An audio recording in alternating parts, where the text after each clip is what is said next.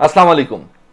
कुछ अर्सा पहले हमने हिंदू मज़हब पे एक वीडियो बनाई थी जिसके नीचे कमेंट्स में हमारे नॉन मुस्लिम ऑडियंस ने इस्लाम के बारे में बड़े टफ क्वेश्चंस किए थे। उन क्वेश्चंस को तो हमने वहीं पे एड्रेस किया था, लेकिन फिर मैंने सोचा कि उसके ऊपर एक वीडियो बननी चाहिए। उस वीडियो बनाने के सिलसिले में मैंने 4 मुस्लिम स्कॉलर्स को अप्रोच किया, लेकिन अनफॉर्चुनेटली जब उन्होंने वीडियो का सुना तो उन्होंने कहा कि हम वीडियो में नहीं आना चाहते। तो फिर मैंने सोचा कि मैं अपने दोस्त इसाक के सामने वो क्वेश्चंस रखता हूँ और देखता हूँ कि as a common Muslim man इसाक उन क्वेश्चंस को कैसे एड्रेस करता है। इस्लाम में गॉड का क्या कॉन्सेप्ट है? गॉड का कॉन्सेप्ट ये है कि गॉड जो है वो ऑल अलोन है, वो ना किसी से पैदा हुआ है ना उससे कोई पैदा हुआ है। वो अकेला इंडिपेंडेंट ऐसी ताकत है इस दुनिया को वजूद में लाई, और उसके अलावा जो सारा कुछ है वो उसकी क्रिएशन है और वो क्रिएटर है। ठीक। दूसरा क्वेश्चन पे आते हैं सर। दूसरा क्वेश्चन है कि what is the purpose of life in Islam? Islam के मुताबिक जिंदगी का मकसद क्या है? इसका मकसद ये है कि ज़िंदगी एक टेस्ट है। हम बहुत शॉर्ट पीरियड के लिए यहाँ पे आए हैं और हमने इस शॉर्ट पीरियड में खुदा के कवानीन को फॉलो करना है। जो दुनिया की लाइफ है इसके बाद डेथ है, और डेथ के बाद एक दोबारा लाइफ है, और उधर हमारा हेवन का कॉन्सेप्ट भी है और हेल का कॉन्सेप्ट भी है। ठीक है सर, ठीक है। मतलब मैं अगर इसको समराइज करूं तो क्या हम ये कह सकते हैं कि जिंदगी का मकसद है अल्लाह ताला की इबादत करना, गॉड की इबादत करना? एग्जैक्टली, खुदा की इबादत करना he is basically the purpose of life, और इज एग्जैक्टली क्लियर हो गया सर। क्वेश्चन नंबर 3 है, ये जरा ट्रिकी क्वेश्चन है सर। ये बताएं कि इस्लाम जो है वो दावत से फैला या तलवार से फैला, या बाय फोर्स फैला, या सिर्फ और सिर्फ तबलीग से फैला? जी, इस्लाम जो है वो इंडिविजुअल लेवल के ऊपर दावत से फैला है और स्टेट लेवल के ऊपर ये तलवार से फैला है। चौथा क्वेश्चन सर, कि क्या पॉलीगैमी जो है, मल्टीपल मैरिजेस, आपके ख्याल में इस्लाम में क्यों अलाउड है? तो ये एक मेल डोमिनेंट सोसाइटी है, ओवरऑल वर्ल्ड ही मेल डोमिनेंट है।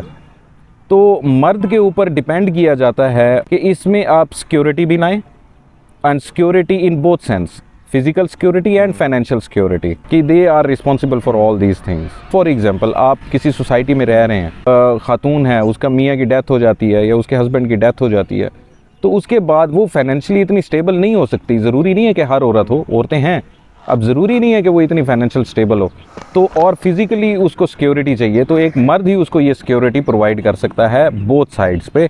और इसमें औलाद की कन्फ्यूजन भी नहीं होती। अगर औरत को पॉलीगमी की अलाउ कर दिया जाए तो औलाद की कन्फ्यूजन ही रहेगी, इसीलिए मर्द को अलाउ किया गया है कि वो मल्टीपल मैरिजेस कर सकता है, क्योंकि ये कन्फ्यूजन भी नहीं क्रिएट होगी, इकोनॉमिकल स्टेबिलिटी भी होगी और फिजिकल सिक्योरिटी भी उस औरत को प्रोवाइड होगी। बेसिकली ये औरत के बेनिफिट में है। इसको प्रमोट किया गया या इसको इनकरेज किया गया, डिस्करेज किया गया? कि इस्लाम में पॉलीगमी जो है वो अलाउड तो ज़रूर की गई है, बट एनकरेज नहीं की गई कि आप जो है इसको आप करें, लाजमी करें।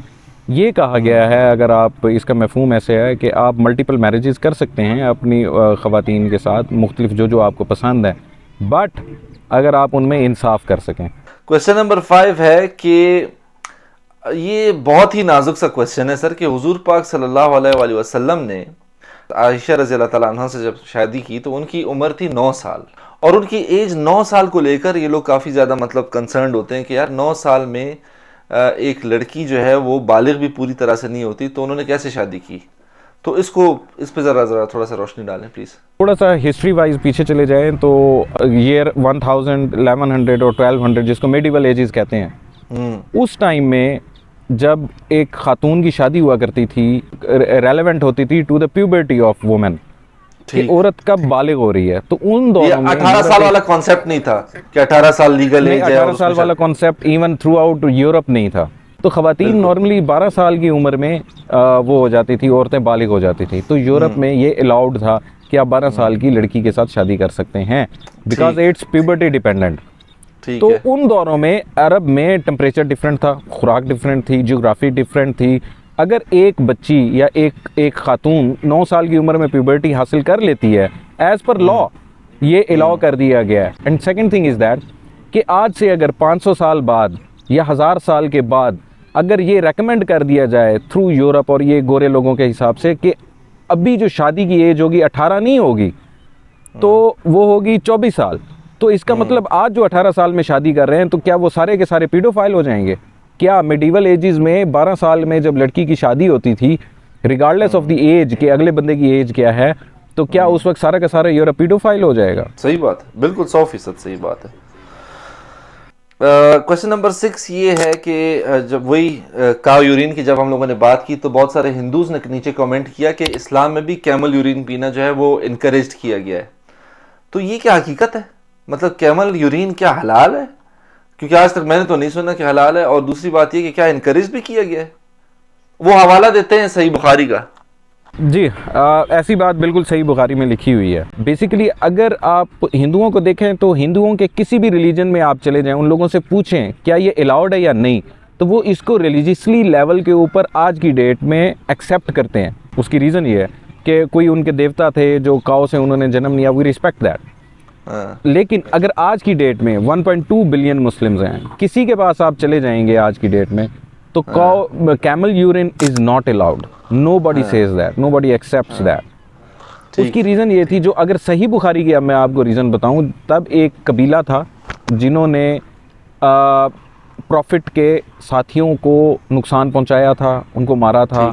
उनके अंदर एक बीमारी फैल गई थी, तो as a sign of disgust as per our scholars ये कहा गया है कि दूध में थोड़ा सा कैमल यूरिन डाल के तो आप इस बीमारी का इसमें हल करें। तो अच्छा, kind of punishment and cure both at the same time. Yeah it's at the same time, yes. और इस ये अभी अलाउ नहीं है नुमान साहब, ये अभी अलाउ नहीं है।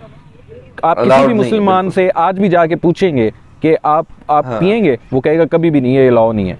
नौ की स्कॉलर जितने भी उलमा के लेक्चर्स मैंने सुने हैं सर, वो यही कहते हैं कि अलाउड नहीं है। एग्जैक्टली, ये अलाउ नहीं है। अच्छा, आखिरी सवाल सर, आखिरी सवाल ये कि what are the characteristics of a good Muslim? आपके ख्याल में एक अच्छे मुसलमान की क्या कैरेक्टरिस्टिक्स होने चाहिए? इस कैरेक्टरिस्टिक्स में बेसिकली दो आपके पॉइंट आ जाते हैं। पॉइंट नंबर 1 खुदा की साइड, पॉइंट नंबर 2 ह्यूमंस की साइड।